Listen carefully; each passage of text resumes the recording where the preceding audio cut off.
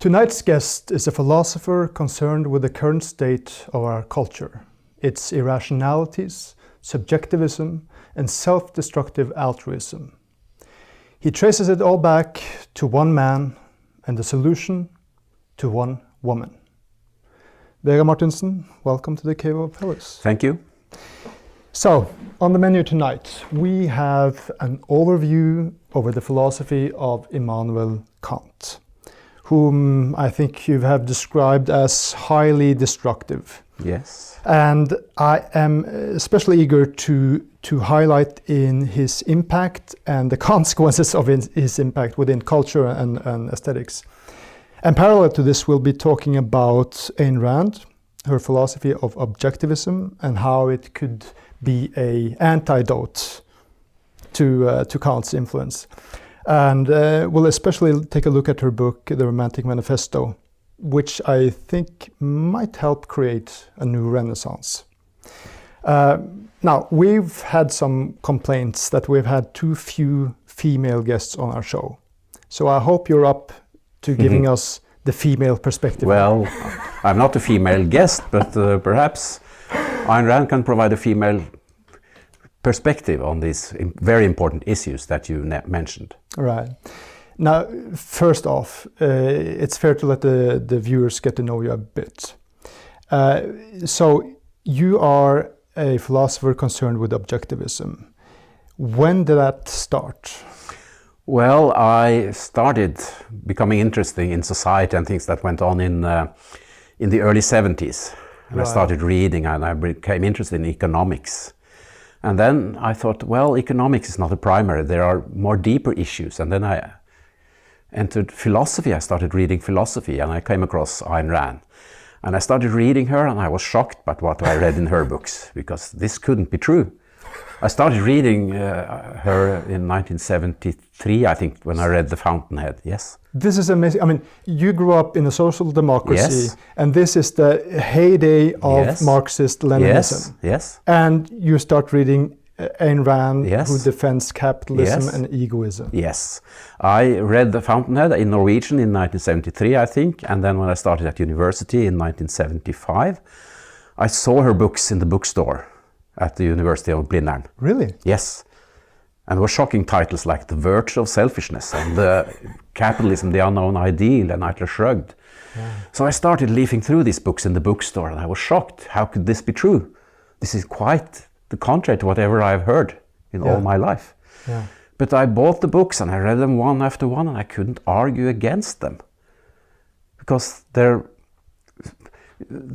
perspective they had on every important issue was so clear and distinct, and I couldn't argue against it. So I had to, after a few years of reading her books, I had to, okay, I agree with this.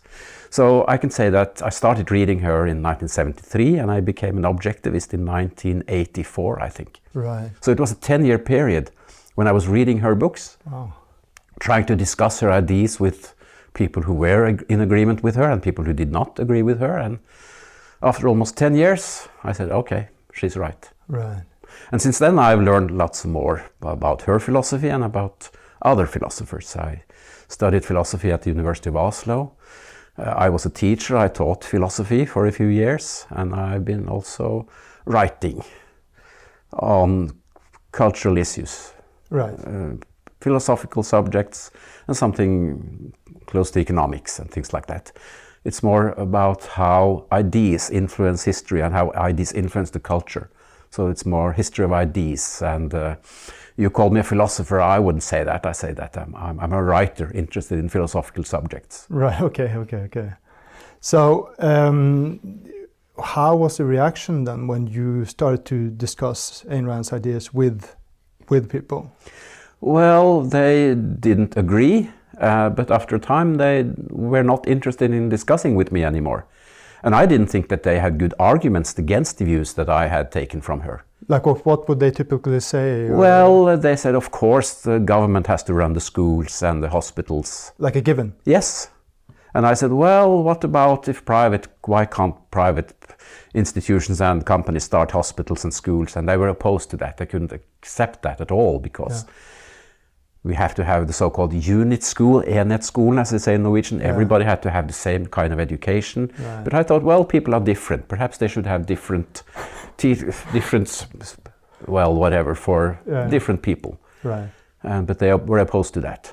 So I didn't find many people that agreed with my viewpoints, but that only made me more eager to discuss this and read and understand this stuff. And of course, when we talk about Ayn Rand, as you mentioned, Kant is the name that comes up as, I thought of it just today actually. Could you say that in some way, if Kant hadn't existed, Rand wouldn't have a sort of purpose? Well, I mean, I should preface this also by saying that preparing for this conversation, we'll get to the Romantic Manifesto, which is sort of the peak of the whole conversation. But then I read your article, The Influence of Immanuel Kant. And it blew my mind. Because I have read the Critique of Judgment, and I've seen the horrible effects of what he writes in real life.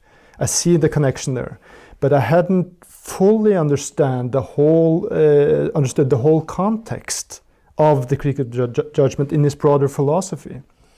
So, should we just start with literally the basics here? Of metaphysics. Of Kant. Yeah. Yeah. So explain to us first, what is metaphysics? Yes, let me first say that the article you mentioned, it was based on a lecture I gave in 1997. And I published a written version of it, and it's available on the internet in Norwegian. Yes, but people have learned Norwegian in order to read Ibsen in the original. So I don't know what people would say about that. But it's not available in English, unfortunately. Right. Okay. Kant, his philosophy. Well, he came from a religious family. That's one important point. And he also opposed the skepticism that Hume represented, David Hume, the English philosopher. So, he lived at a time when religion was declining, Christianity was declining, and there was a surge of skepticism based on David Hume. So he wanted to combat that. So he did not want skepticism, and he wanted to resurrect and strengthen religion, Christianity. And in order to do that, he created a very ingenious philosophy. And the problem with it, it's completely wrong in every case, I would say. Let's take metaphysics. Metaphysics is the part of philosophy that deals with what really exists, the reality, what's fundamental about existence. And there you have questions like, does the law of cause and effect, is that valid? Does God exist?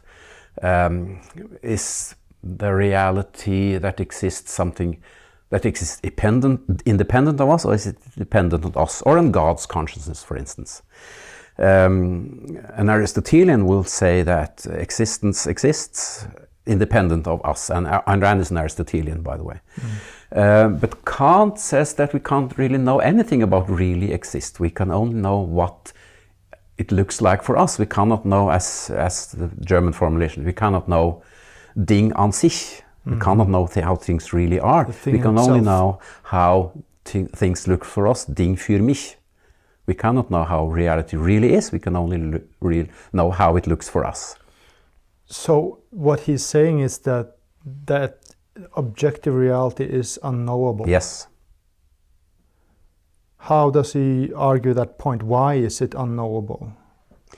Well, then we have to go into epistemology, and he says that our senses, our sight and hearing and so on, they may sort of distort reality. So we do not see reality as it really is, we only see it as it appears to us. But then he presupposes that we can go outside our senses and compare reality, which we don't have a connection to via the senses, with how it looks through the senses. But that's impossible. We cannot come outside our senses. Our senses is the only contact we have with reality. So in metaphysics and this epistemology about the validity of the senses, it's better to say that there is an object out there, we observe it, and the observation we have is a product of the object and our sense apparatus. But our sense apparatus is given by nature. We cannot influence that. So you can say that we experience reality in one way, but that does not make it invalid, as was the implication of Kant's view. Mm-hmm. But if we go to more epistemology, so an Aristotelian would say that reason is the only way to achieve abstract knowledge. The senses are... This is Ayn Rand yes, now. Yeah. Yes, the Aristotelian view. Mm. The senses are valid and we can only acquire abstract knowledge through reason. Mm. And reason is the only way. Reason is our contact with reality. Yes, the senses are contact with reality, but we can make abstractions. Right. And we do reason. We use reason to create abstractions. But abstraction has to be connected to reality, based upon reality. And an Aristotelian, including Ayn Rand, will say that reason is our only path to knowledge, abstract knowledge. Mm. But Kant says, and he has to do this in order to make Christianity possible, he has said reason is limited. I have to deny reason and make room for faith in addition to reason. There are some areas, he says, where reason is silent, and where reason is silent we have to use other means of knowledge, and this intuition, faith, and things like that, emotions, intuitions, things like that. So then you've described the two main differences between Kant and Ayn Rand. Are we able to understand reality, reach reality, or are we not? Kant says not, Ayn Rand says we can.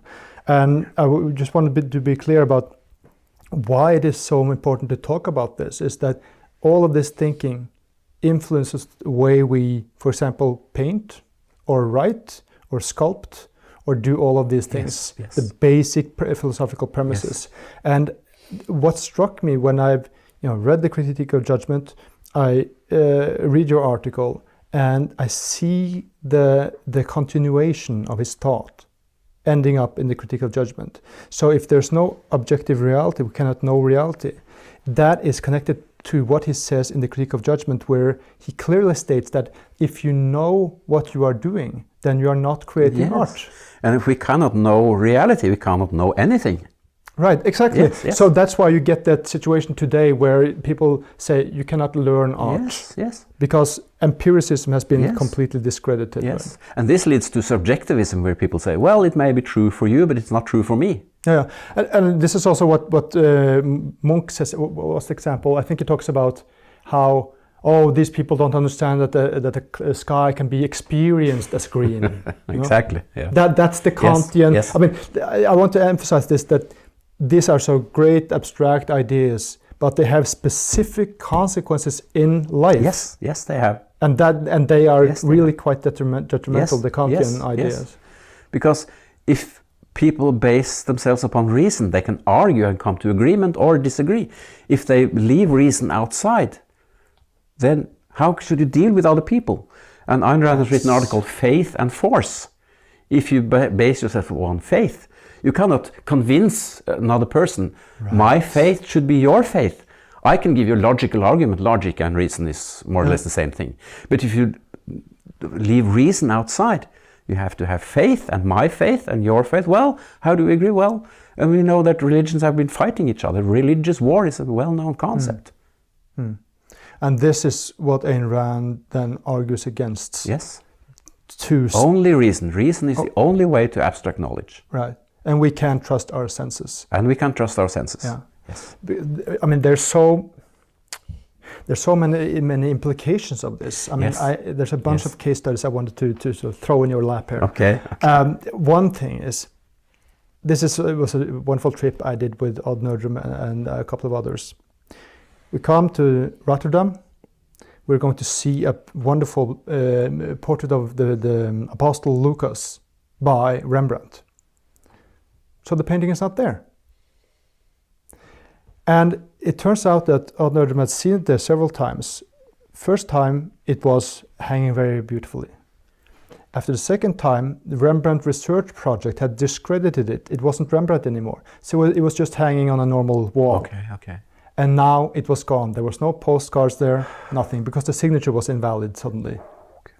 And then it struck me, I started laughing afterwards, and I said to him, well, this ironically proves somehow that Kant was right, because people, you mentioned the Ding an sich, the thing in itself. They were not able to see the quality of the painting because they think that actual reality is somewhere else. It's not in front of us.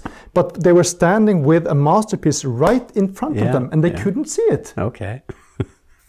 Do you say, I mean, isn't this a consequence of that Ding an sich thinking from Kant? Yes, I think so. The objective world is just something inferior, or we can't know it. No, can't know it. No. Yeah. Yes. I agree with that. Yeah. Yeah. And then when he says that there's no objective reality, you talked about, he had mentioned denying knowledge or denying reason for the sake of faith. Yes. He writes that in the introduction to Critique of Pure Judgment. Right.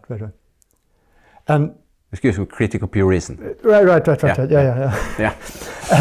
And that seems to me like a perfect defense of conceptual art. Because if there's no objective qualities, empirical qualities, then we're talking about the concept, the idea behind it.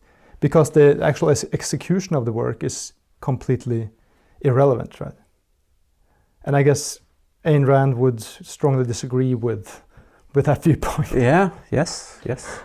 As for modern art, if you can say something about that, Ayn Rand did not call those people who create modern art artists. She called them perpetrators.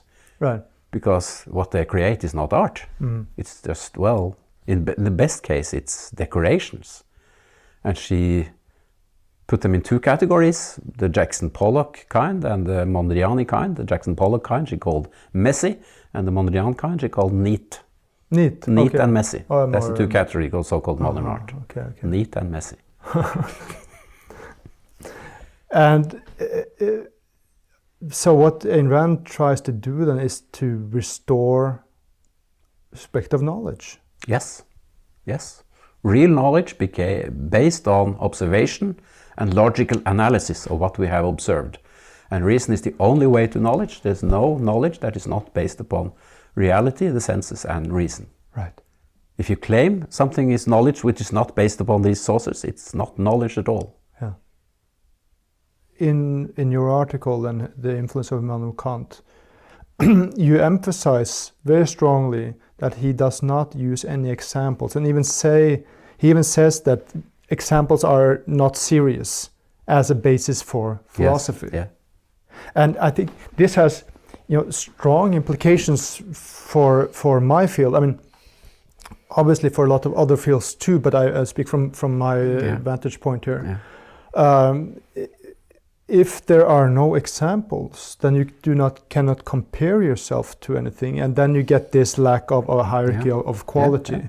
But also, in the Critique of Judgment, I see this thread from consistently not using examples to how he, in the Critique of Judgment, says that if you should be a genius, you shouldn't learn from anyone, because that's mechanical work.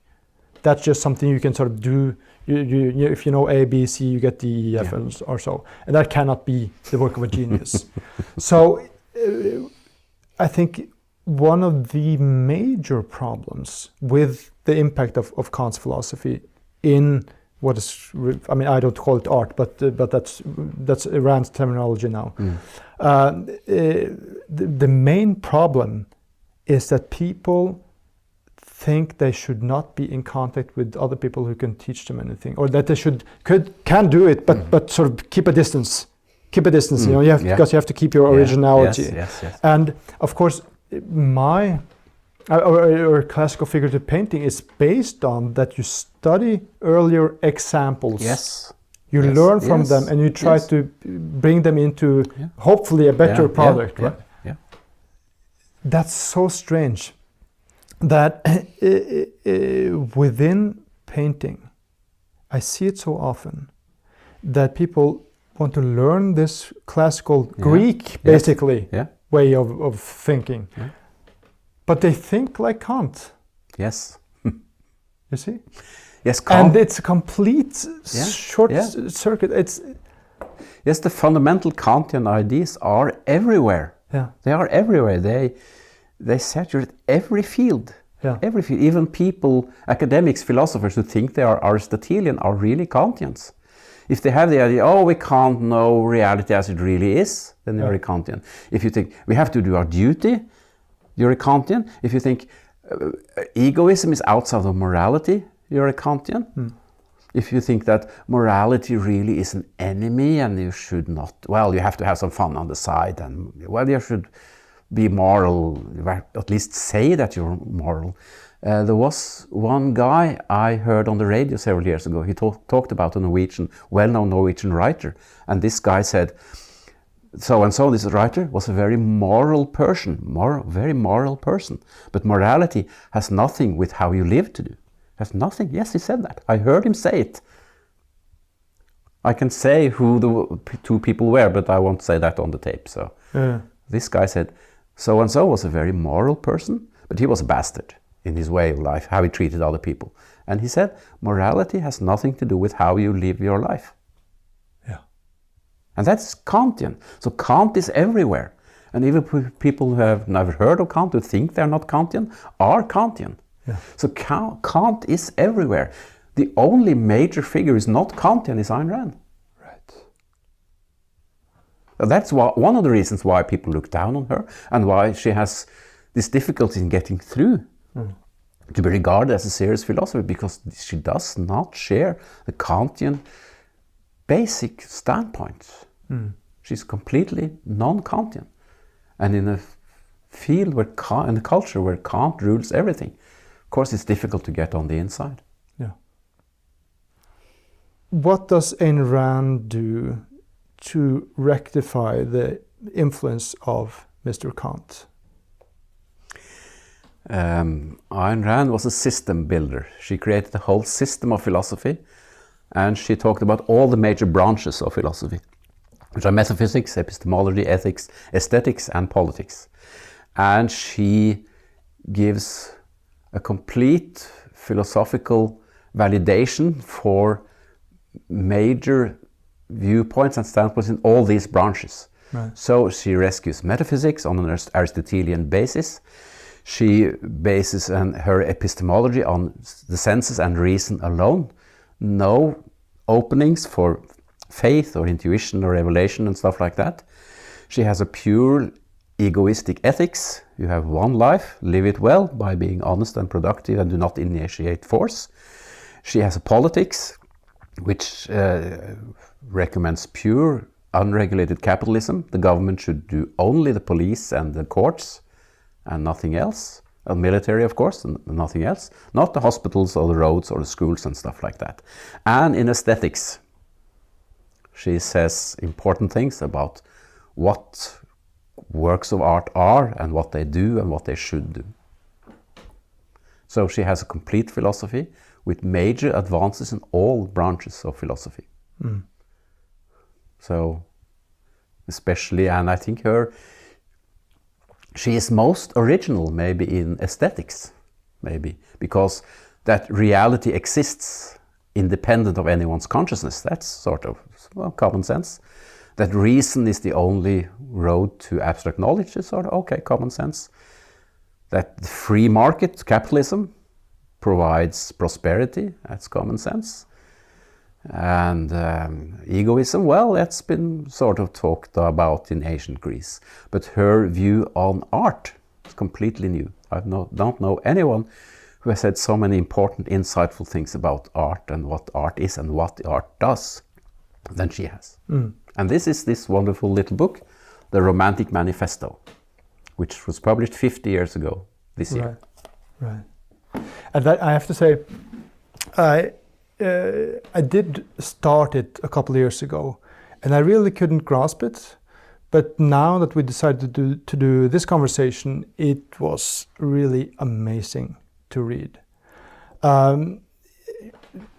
Okay, so to contrast it, what I see as the big problem with Kant is that through his concept of aesthetical indifference, he denies our psychological needs to have our experiences externalized, and he denies the human condition.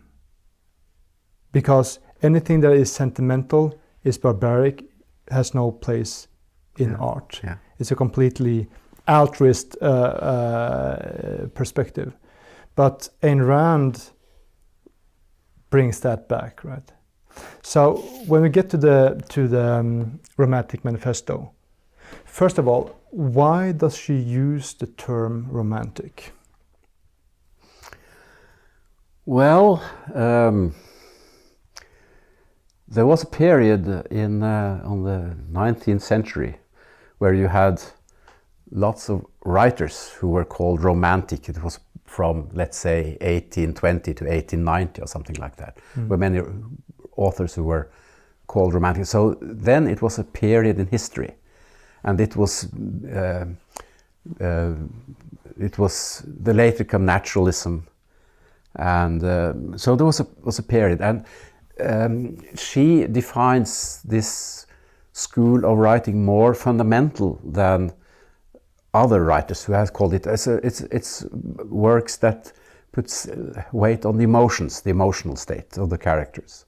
But she goes more fundamental and says that, well, it's a kind of literature where the focus is on that the characters have free will.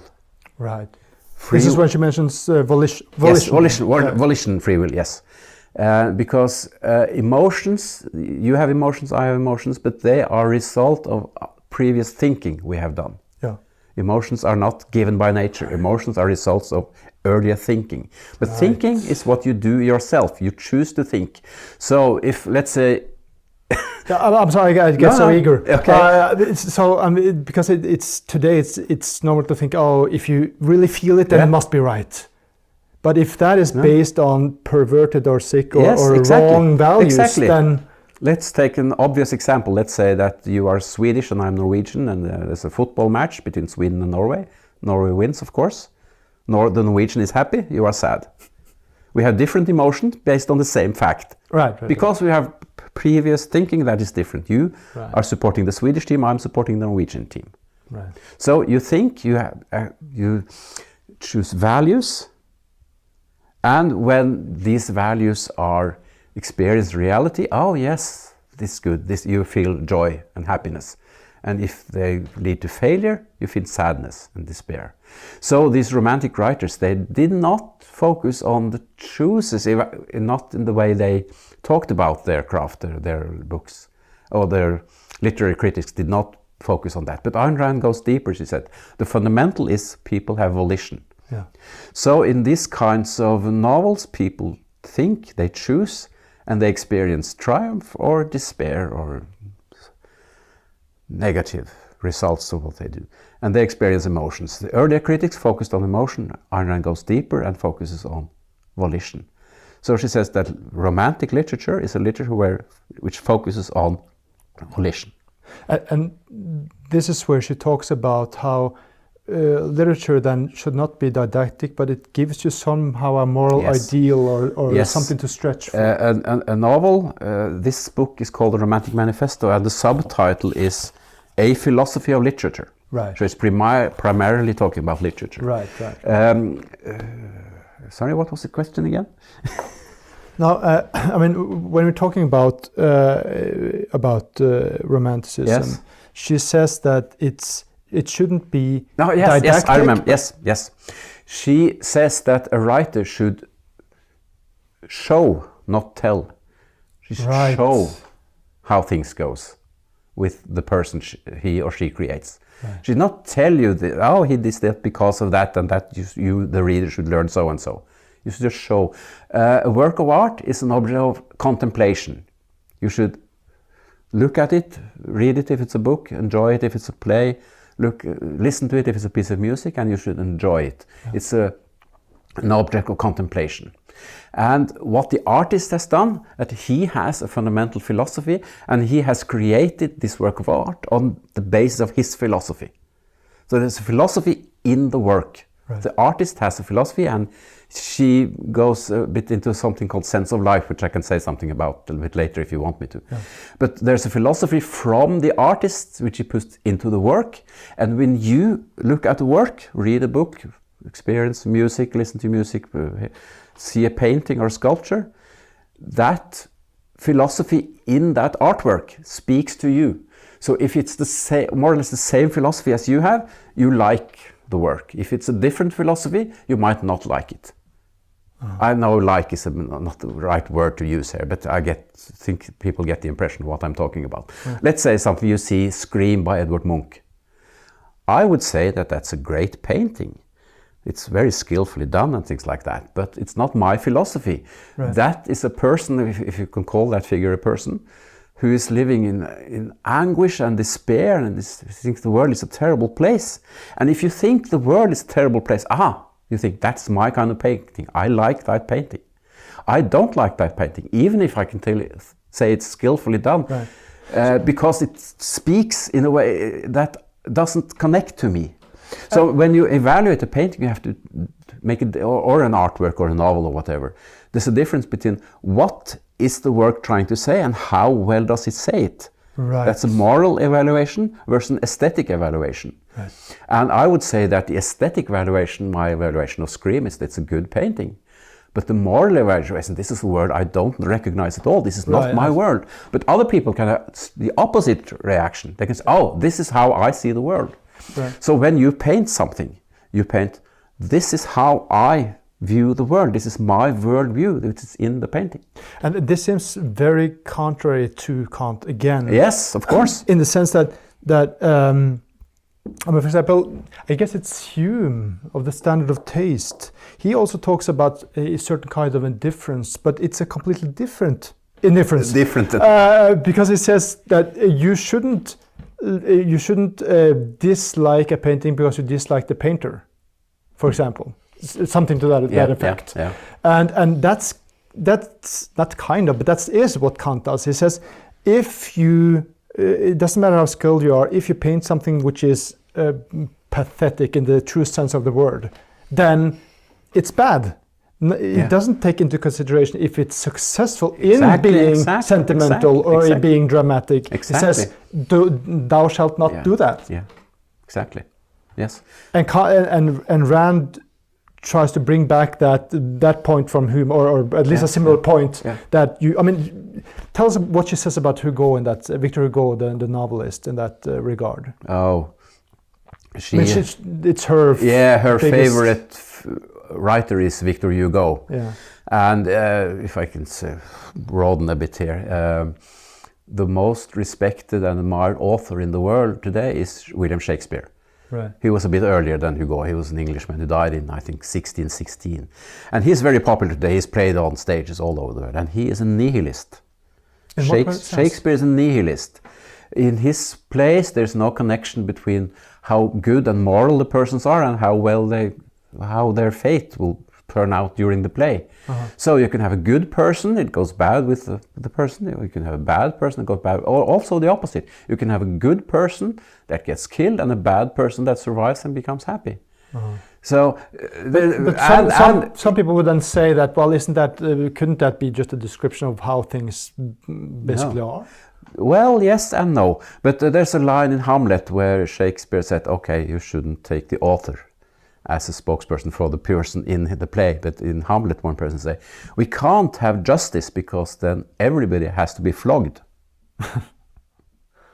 So, but the person next, Shakespeare is a nihilist, and that's why he's so popular today, because we have a nihilistic culture. But the person who is the second most admired writer after Shakespeare, that's Victor Hugo. Yeah. And he's completely different. He's a very moral person.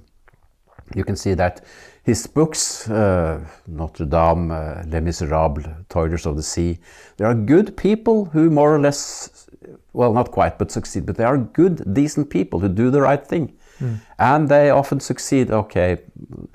there's some problem with him because he had a Christian altruistic ethics, so he can't write his books as good as he should. Right. But you have good, strong characters, and they do the right thing. And he's completely opposite of Shakespeare. The one writer who writes book where there are good people who have good results, that is of course Ayn Rand. Because if you read The Fountainhead, they have a person who is rational, has integrity, and is independent, and he succeeds in the end of the novel. But he goes through a fight. He goes through a fight, yes, because it's not a pretty picture. It would have been a boring novel if there hadn't been a fight. So you have to combat some obstacles. Yeah. But you can notice there are a Nietzschean friend villain, Gail Wynand, in the book, and you have this conformist Peter Keating, and you have the socialist intellectual critic Ellsworth Toohey, who tries to fight Rourke. But Rourke, who has the right philosophy, he wins in the end. And this is then coming back to Rand's point of how a work of literature, a painting, how does she describe it? It makes you keep in mind the goal or how life could be or should be, right? Yes, she takes a point from Aristotle that fiction is more important than history because history tells us how things were, but fiction tells us how things should be and ought to be. Yeah. And that's a point from Aristotle. Although she has regarded it as a quote from Aristotle, but not a direct quote from Aristotle. But that point is in Aristotle. Right. So, but if you enjoy books like, or plays like Waiting for Godot and stuff like that, you don't get very happy. But there are some people who have the same philosophy as you find in that play. And they think it's fine. But if you and I saw that play, we would think, oh, this is scoring. This is by God. This is how they're waiting for this guy who never showed up. Right. God never comes, you know.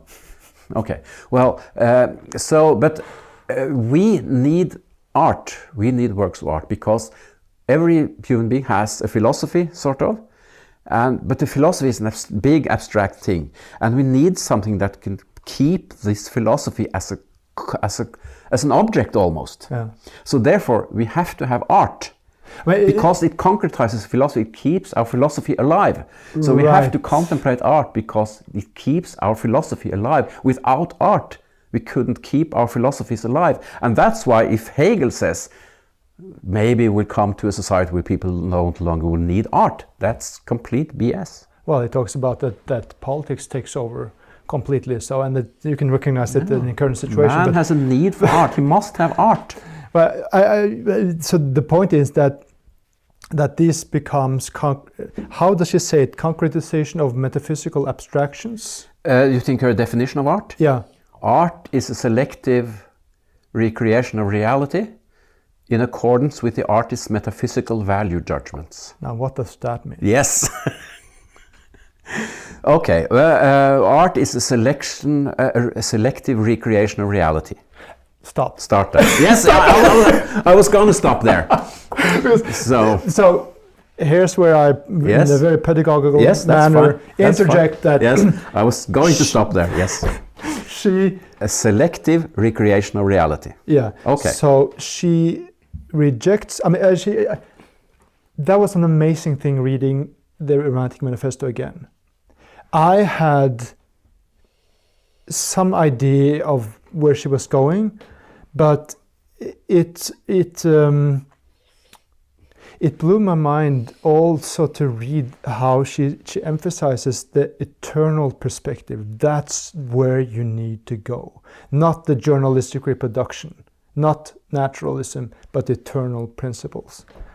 And that's when I said, baby, I'm yours. This is okay. Selective recreation of reality. Let's take painting.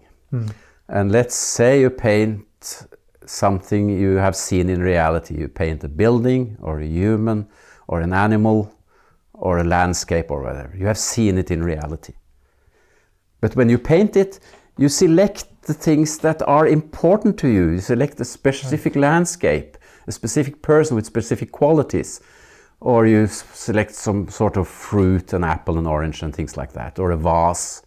Things you see in reality, but you paint it, and you paint it in a special way. Yeah. You take something that is in reality, and you choose some aspects of it and put it in your painting. And then they become even more important. Yes, because it's important because you include it in the painting. Doesn't she say something about compressing the whole universe in one? Yes. But I want to go in another direction. But what you paint in a painting has to be something you have seen in reality. Yeah. If you take this non-figurative so-called artist, what they do is not selective recreational reality. It's just squiggles and lines. Well, it's according to the Kantian idea that this is my experience of reality. And well, you show it to me. That's the thing with the Kantian idea, that you cannot show it because that's empiricism. Yes, but reality, what is Kant's view on reality? What is Kant's view on reality? That you cannot reach it. Exactly. Yeah. So, selective recreational reality according to the artist's metaphysical value judgment. That was the second part. Okay. Metaphysical is about the fundamental view of reality, the way reality really is, the fundamental, most basic elements of reality. And an artist or everybody has a view of what is really real, what is reality really look like? What is it? Is it, for instance, is it possible to achieve happiness? Should I obey my parents or should I go on my own? Should I do this? Should I do that? Should I follow my own wishes? Should I listen to what my uncle says? Should I do what the state says uncritically? Everybody has an opinion on matters like this, and these are most basic questions. Does God exist? Is it possible to achieve happiness in reality? And these are metaphysical questions. Do I have the right to think for myself? Yes, exactly. Things like that. And what an author or a painter does is it includes these things in his paintings in order to show that if he includes this in his work, these are the important things to me, and this is what I think is important. And you, as the reader or the person who looks at the painting, should consider these things. And if you, the person who views the painting, has the same values, also, this painting speaks to me, or is it completely different as me and Munch's Scream? Okay, well, it's a good painting, but it doesn't speak to me because I don't have those kind of values. Now, you've mentioned the term sense of life. And I think that's such a beautiful term. And I think, and this is also why we have this Greek Hellenistic figure here, because I think it's a really good illustration of the view of man that Ayn Rand wants to see more of, right? I think, so is this how you would like to be, like Jean Valjean to be of Les Miserables? Well, yes, sort of. It's pretty close. As a young Jean Valjean, yes. But he looks more like a Greek god than a French businessman and prisoner. Right. Yeah. No, I mean this self-confident stature, but not sort of patronizing. But I know I'm good, and I will treat you with respect. Yeah. That's the kind of hero Ayn Rand is after. Yes. Right. And how does that play in then with rationality? Because she says this is a major thing also. Volition, rationality are fundamental basics in romantic literature. Well, if you are rational, you evaluate all the relevant facts and you put them in a value hierarchy. Right. But this is the author thinking now, or? Well, yes. Well, that is what rationality implies. Right. You know all the facts. That is, you don't know everything, of course, but you have access to facts. You evaluate facts, and you act according with your evaluations. But if you're not rational, you must say that, okay, well, there may be things that I cannot observe, that I cannot experience, things that might happen without anyone knowing. God may do something to me in the next moment, and therefore you cannot have confidence. Mm-hmm. If you are rational, you can have confidence in the future. Anything can happen at any time. Anything can happen at any moment. Right. But if you're rational, you know that won't happen. But how does this affect, to stick to literature then, when she talks about rationality, is that she is saying that the author needs to base his whole work on a rational approach? or does she talk about the characters in the novel, or both, I guess?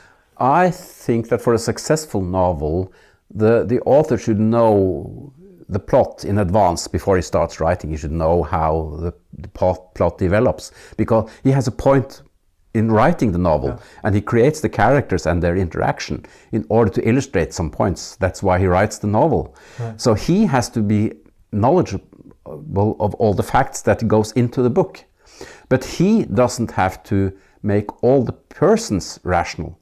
Right. For instance, if we use again the example Samuel Beckett, Waiting for God or Godot, these people are not rational.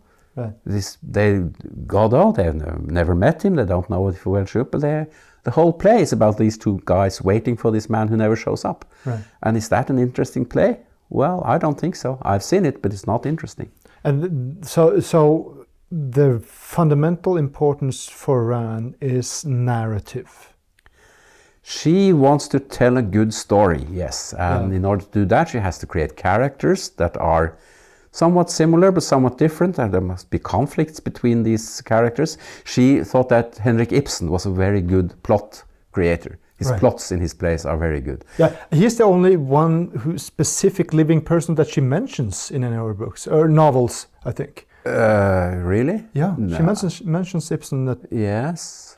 Are you saying she doesn't mention any other writers in any of her novels? As far as I know, I just noticed that suddenly she said Ibsen. In the novel? Yeah. Okay. It was in Fountainhead. It's Tuve. And this is going back to the whole Kantian opposite approach. Yeah. When Tuve says, if I shall slander, or if I shall get Ibsen down, I don't slander him. Yes. Okay. I talk good about some other bad author. Exactly. Right. Yes. Yes. She wanted her novels to be timeless. Yeah. Of course, The Fountainhead is set in the United States in the 20s and 30s. But she didn't want to make references to things that were specific at that time, so that if people read it 50 years later, they did not know what she was talking about. Right. But of course, a writer like Ibsen, he's timeless. So of course you can mention him. Yeah. And he's a good plot writer, very good plot writer. And the plot in The Fountainhead, it's the best plot ever imagined. You have the integration between these five characters. Rourke is an architect, Keating is an architect, Tuve is an architect critic, Gail Wynan is a newspaper magnate, capitalist, entrepreneur, and Dominique is, well, she's in love, married to at least three of these people. But they all are brought together in the Cortland episode. Keating should draw it, but he couldn't do it, he gets help from Rourke. Gail Wynan uses his newspapers to help Rourke during the trial, and the man who's most attacking Rourke is Ellsworth Tuve, and the one who helps with the explosion is Dominic. So this is a perfectly integrated plot, and it solves itself by Gail Wynan drawing back, Keating continuing as a failure. Dominic and Rourke are married, and Tuve, who cannot live on his own, starts to be a critic in another newspaper. He must live out someone else. He's first a critic in one newspaper, and one newspaper, and when that is closed, he goes to another newspaper. So he has to sponge off someone. Right. So the plot in The Fountainhead is fantastic. It's like a Swiss clock. It's exceptionally well crafted. And Ibsen was also a master craftsman in regards to plot. So, what's the difference between Romanticism and Naturalism then? Romanticism, Ayn Rand said, focuses on that the persons have free will. They think, they choose, they have values, and they try to follow and live their values, and they succeed or fail according to their values. In naturalism, people don't have choice. They are just pawn in the circumstances. What happens around them influences them in major ways, and they don't choose, and what their values are and what they choose, has no effect on the outcome in the book. Well, doesn't it talk about naturalism as determinism? Yes. Also, to not have free will is to be to regard people as not having free will is to be a determinist. Right. So this is the opposite of naturalism. Yes. Because it's not deterministic. No, but to talk about naturalism and determinism and free will, you have to have action, and action takes place over time. And in a painting and a sculpture, you can only show a moment. So I'm not sure if you can talk about free will and determinism in regards to a statue. I think you see it in the whole posture of this figure. Maybe. Okay, so to contrast it, maybe it becomes clearer. I did send you some images yes. before to give you an idea of you did. My context. You have, for example, Lucian Freud.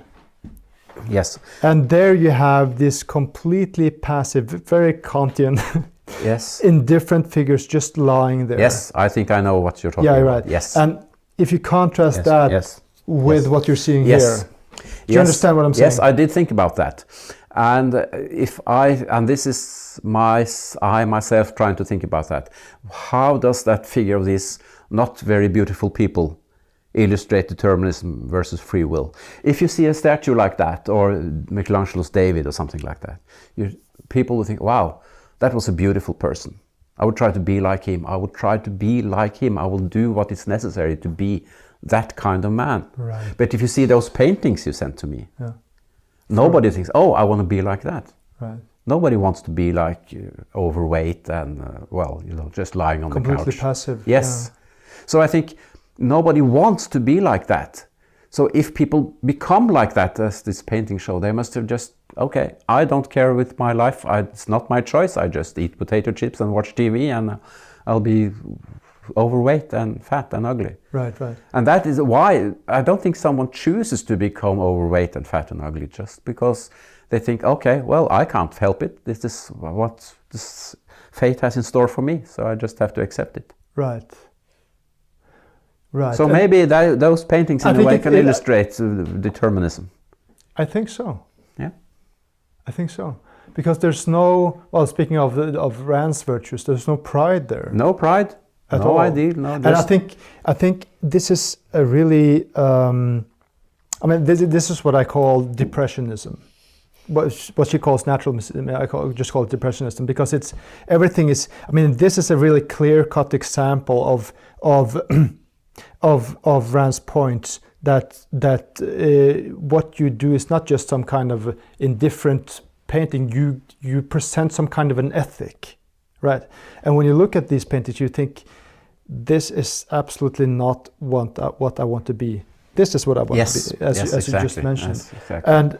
And I think one of the most problematic things, and this is the Kantian aspect of this depressionistic work, naturalist work, is that there's no threat there. There's nothing going on, but something is wrong. There's no drama. There's no anything of that. There's no lust for life, right? I think that's the basic problem with this the naturalist work, right? Yeah. There's no ideal. There's nothing to enjoy. Right. It's just some horrible sight. She talks about how people would, and she almost uses the word kitsch, because the romantic period is typically called, sort of the kitsch period because of the emotions and all these things. Also in architecture, which we'll get to. But she talks about that romantic, I think she says just romantic art, is criticized for being, an escape from reality. But then she turns it so eloquently, and she says, given that this point that I hope we've been able to convey, that to stick to literature, that this or that book gives you an ideal to strive for, that gives you a sort of, let's say, a recipe, to use a simple word, in how to tackle the challenges in real life, and gives you the lust to tackle those challenges, right? Whereas the depressionistic things, the naturalist things, just says, well, just lie there and become fatter and fatter, right? And that was, an amazing thing how she so eloquently just turned it completely around. And that's the function, to really hammer that point in, that's the function of a good novel, Well, for that's example. one of the functions, yes. Yeah. Yes. Right. So, having said that, Yeah. there are some things that I see as problems, and we'll see what you can, if you can prove me wrong here over how this goes. There's a couple of places where she gets really specific, where it seems kind of strange. She talks about this one portrait with of a, or I guess it is an imaginary portrait of a woman standing in a red evening dress, and she has a mouth sore. Yeah. And that, to me, if I should, be the devil's advocate, I would say that, well, what is going on here? Does she only want boring society portraits, where nothing ugly must enter, everything must be pretty and nice? I mean, it doesn't that seem very strange, considering her emphasis on narrative, on conflict earlier? No, you can paint all kinds of portraits, and you can portray all kinds of eccentric and weird and even evil people. But as for the example you mentioned, it's a beautiful woman in a nice evening gown with a cold sore on her lip. In reality, a cold sore doesn't mean anything. But why has the artist included in the painting? I think that if an artist includes that, he is saying, oh, she's trying to look so nice, but she cannot fight reality. Reality destroys you, no matter what you try to do. So I think that the cold sore included in a painting has an enormous significance because it is included. She defines art as a selective recreational reality according to the artist's metaphysical value judgments. So because it's included, the artist must think this is important, this is significant. In reality, it's not worth mentioning at all. But to include it in a painting says something that the values that this lady is trying to achieve is worthless, or more or less worthless. And I think that's, well, I won't say evil, I think it's the bad thing for an artist to include that in the painting. Well, it seems to me that she's reading too much into it. I don't think so. This is an example she created. Yeah, of course, and it seems like some kind of like a society portrait. But couldn't that mouth sore be a way of? I mean, couldn't that be the equivalent of the conflict in a plot, a contrast? No, I don't think so. Plot is between persons, not between a person and nature. And this cold sore is a disease, sort of. So I think that, I'm not sure if I'm saying this correctly. If you have a man fighting nature, I'm not sure how exciting that is. Oh, it could be, he could fight earthquakes or a devilfish, as the person in The Tigers of the Sea does. But a cold sore included? No, I don't think so. I guess the biggest problem I can see would be if the portrait is boring, nothing is going on at all. And I think this whole naturalist approach is a much greater problem. Oh, there are lots of exciting portraits without cold sore on the person's mouth. Yeah. Lots of exciting portraits. I mean, and I think that would be so a boring portrait is a bigger problem than a really good portrait of a woman with a mouth sore. If the portrait is good. Well, I would say that I don't think the example Ayn Rand made is a portrait of a specific person. No. It's because then you have to create the personality in the painting. But it's just its example is as Ayn Rand described it, and I agree with her. If that kind of painting, if he included the cold sore, I think that would be bad from the artist's point of view. But I think it seems to me that she's not so much knowledgeable about painting. I mean, literature, she does know a lot. When it comes to painting, it seems that something goes wrong. Because if if you should look at Rembrandt, for example, the Claudius Civilis painting, they're sitting there conspiring against the Romans, and he has this one eye that has been ruined. Yeah, but that's a point in the painting. Yeah, because then he sort of wins over that and still fights on. So that's a narrative situation. Yes. So.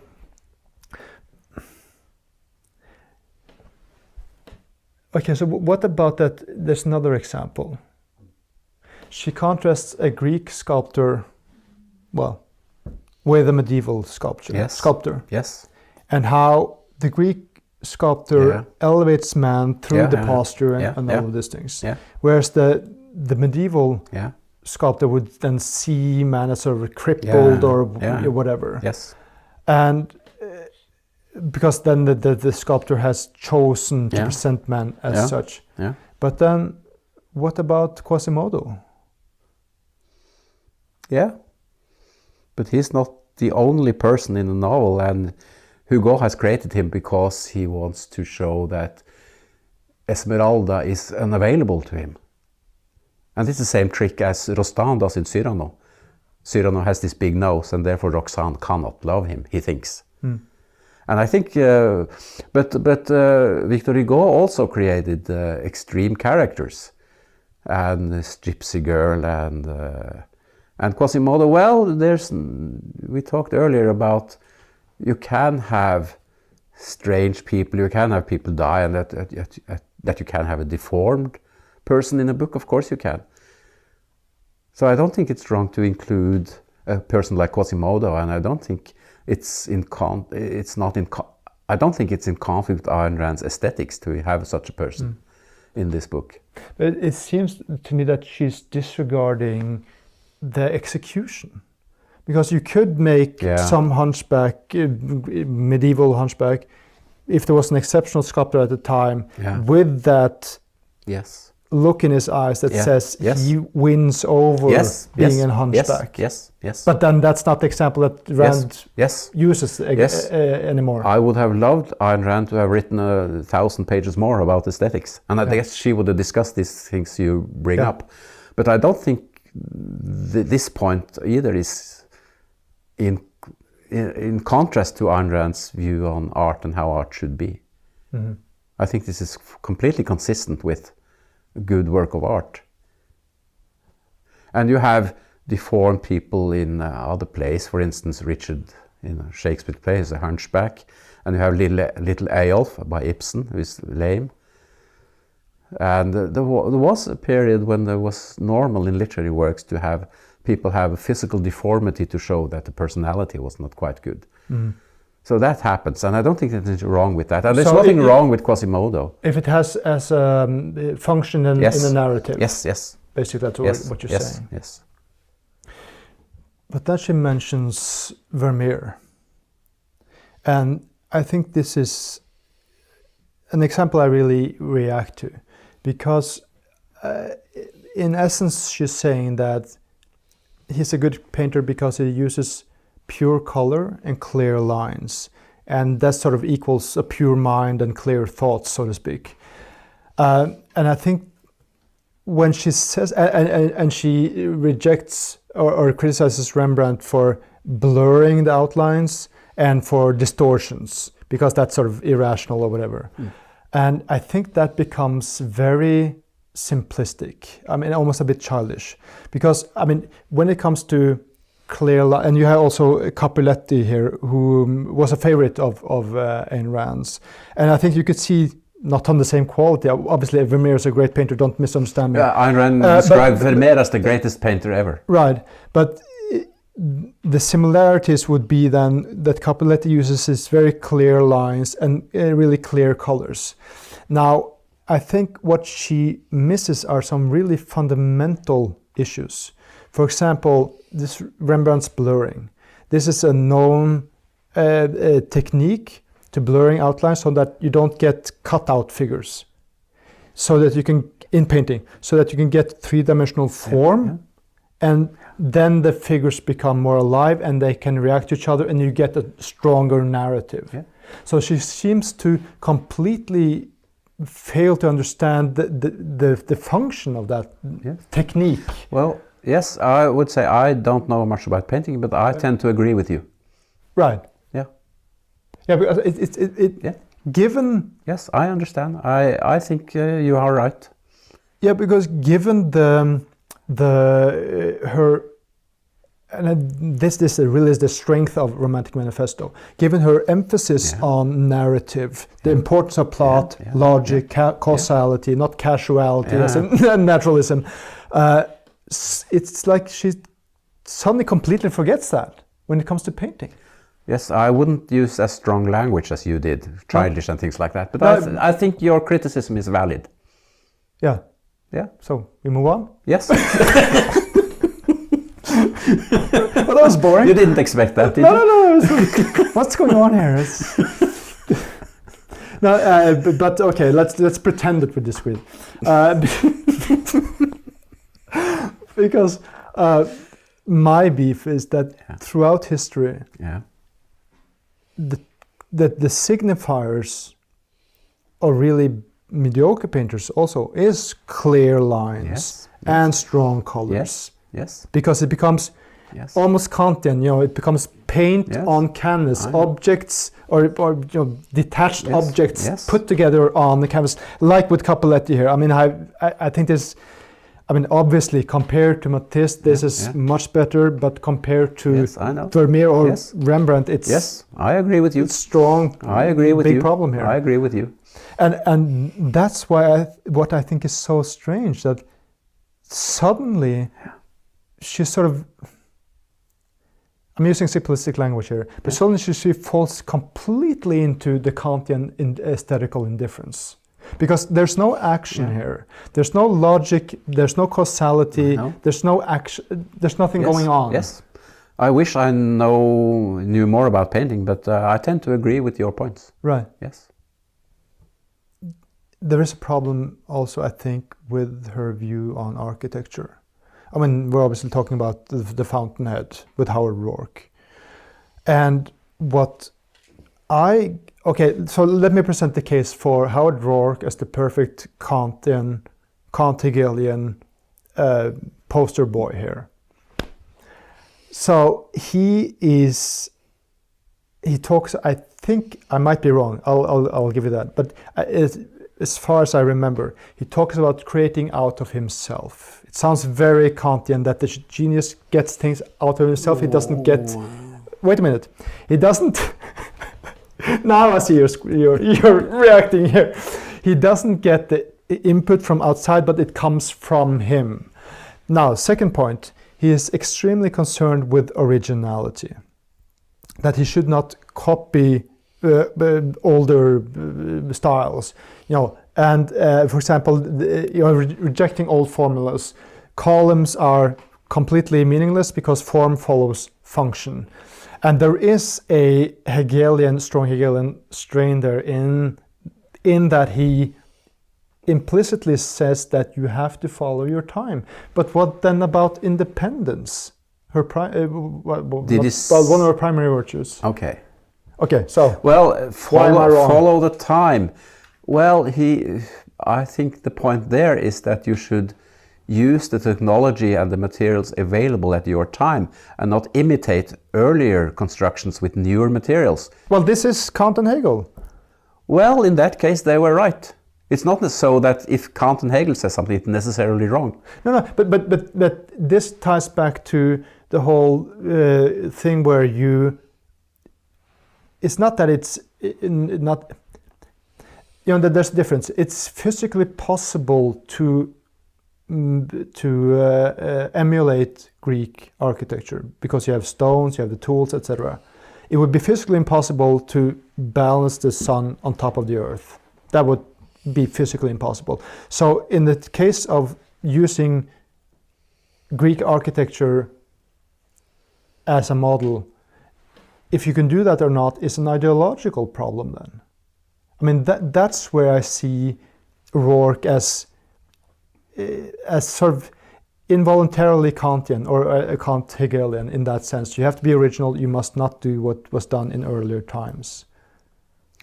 Well, as technology develops, you get new materials, new possibilities. Yeah. And to use those to copy things that were made 100 and 500 years earlier, what's the point of that?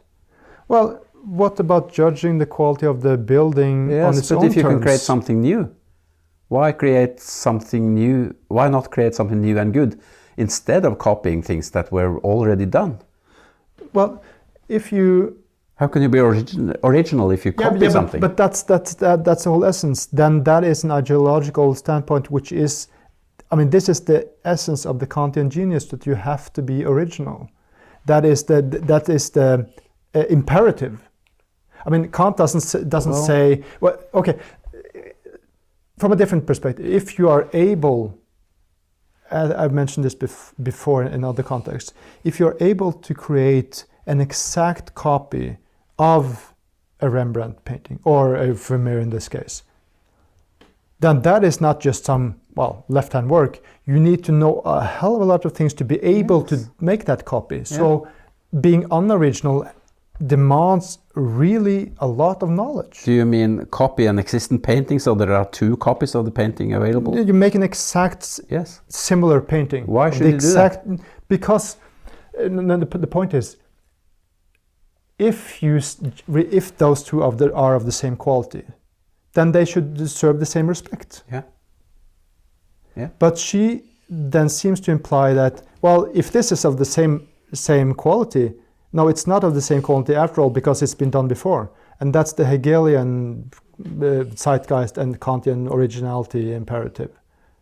Do you see that point, or? Well, you are saying also in a work of art, the artist puts his personality and his values into the artwork.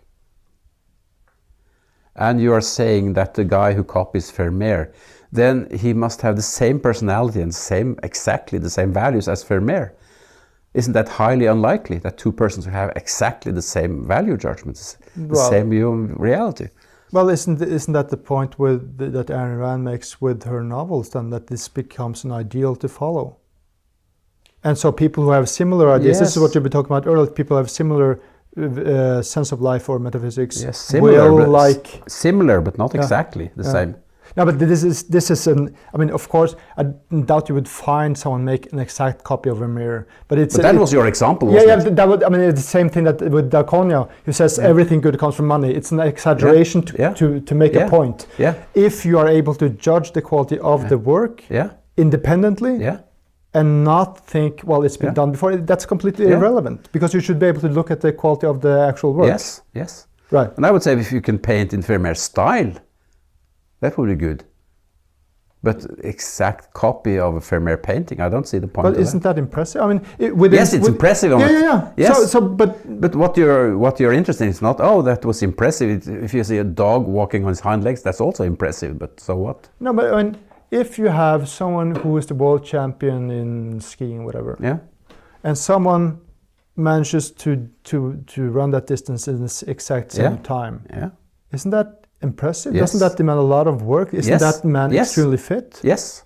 So, but would you then say, he just ran the same time as the world champion? But if I go to a museum and I see a real Vermeer, that speaks to me. That's his philosophy, and that's an object of contemplation for me. And then I go to another museum and see the exact copy. Well, I've seen that before. Why couldn't this guy have painted something different? Well, that sort of implies that if you see the same painting once more, then it's pointless because you've seen it before. I mean, what if these two paintings were interchanged then? And you saw the copy first, and it says Vermeer under. Yeah. Because it's of the same quality, then you don't think that, this is a copy of Vermeer. No. We talked about the Rembrandt that was moved earlier. Yeah. In Rotterdam. Yes. Yeah. Yes. So, but I mean, isn't that an exact illustration of the Kantian paradigm, where, because it says that reality doesn't exist, this thing in itself is something that we cannot know, and so people, as fulfilling his prophecy, so to speak, don't see the actual quality of that Vermeer copy. I think the point that you're making a copy is, I don't think that is as well taken as your previous point, where I agreed with you. To create a copy of a painting, I don't see the point of that at all. And to make a copy of a building or a column, why should you create a copy? It's impressive, but so what? It doesn't say something more than the original painting. If you have a Vermeer, it says something, and another guy creates the same painting, identical painting of the same quality. It doesn't say anything else. Why should he say the same thing as Vermeer has said with his original painting? Yeah, but the accomplishment, yes, isn't that amazing? Yes, but so what? There are lots of an amazing accomplishment is irrelevant? No, but that's what you admire the painting. Yeah. Not the accomplishment behind it. Well, it lies in the painting, right? All the knowledge lies in the painting. Well, the painting speaks to me because of the way it looks, because composition and things like that. Yes, yeah. But I'm sorry, but I don't see your point here. Right. I guess what I find problematic with her view of architecture is that it becomes, at a certain point, or not at a certain point, that it becomes, it seems to be a bit subjective, in the sense that I mean, she talks about the contrasting, or she talks about these cathedrals that make people feel small, but at the same time she admired these skyscrapers, and it seems that she looks at the symbol behind the building, not the quality of the building itself, because this symbolizes capitalism that she defended, and I agree with that, because it symbolizes that then the building is good. And again, it seems, this is my point, that she doesn't look at the actual quality of the actual building or the work. The inside of a skyscraper is completely different from the inside of a cathedral. In the cathedral, there's just room up to the top, but in the skyscraper there are many levels, many floors. Yeah. So you can say it's an achievement to build both. But the point of the cathedral is to make the man feel small and insignificant, and that is not the point of a skyscraper. Both represent achievements. But the skyscraper is not intended to show how small man is, but that is the point of a cathedral. But let me say something about architecture, because we all listen to music, we all read books, we all see plays and stuff like that. So we all engage with artworks, but not all the time. But buildings, we are in buildings all the time. We are between buildings all the time, except when we are in untouched nature. So therefore, maybe architecture is the most important art there is, because it influences us so much. And imagine the cathedral. You are small when you're inside it. The point of an architect is that he creates a world you live in, a world you should live, work, and do the other things you enjoy doing. And a sculpture or painting creates a small surface, a small figure, but a building, a house, is a world that surrounds you, and you are in the house all the time. So architecture is an extremely important art. And imagine, you can see those grotesque, great buildings in Moscow or Russia. This Norwegian kakeslott, or whatever they call it. Like big cakes. Yes, big cakes, horrible constructions. And this communist dictatorship, they are building large as cities. There's a point to that. They should make humans feel small. And you don't see anything like that in the free or capitalistic countries. Yeah, but what if you, what if you came from Mars, you know nothing about life on Earth, and you just see the building without knowing what it's supposed to represent? Yeah. That's my point all the time. Isn't she missing that point to see, okay, well, if you are able to separate your your personal aversion to communism, for example, if you put that aside and just look at the quality of the building, if it has qualities or not, isn't she missing that point? No, I would say that if a Martian came here, he would see, oh, we have these humans running around, and they go into sort of constructions, and some of them fit the humans and some don't. And the Martian would think that those constructions that fit the human would be better than the constructions that don't fit him. Man is about 2 meters tall or something like that. So a room should be 3, 4, 5 meters. It shouldn't be 200 meters or 100 meters as in a cathedral. It doesn't fit. It has a message. The cathedral has a message to say you are small and insignificant. But what about her? Of course, she talks about literature in Romantic Manifesto. But what about her idea that things has to be larger than life? Doesn't that apply to architecture? Yes, but not so large as a cathedral. When there's a space. Well, can you say that that raises people? That, I mean, when I look at Greek architecture, yeah, that to me is an amazing thing, yes, with these columns, yes, and that's yes, the thing. yeah. This type of architecture is based on the human proportions. Yes, exactly. So that you recognize. That's the point. Yeah. But yes. then why it should be?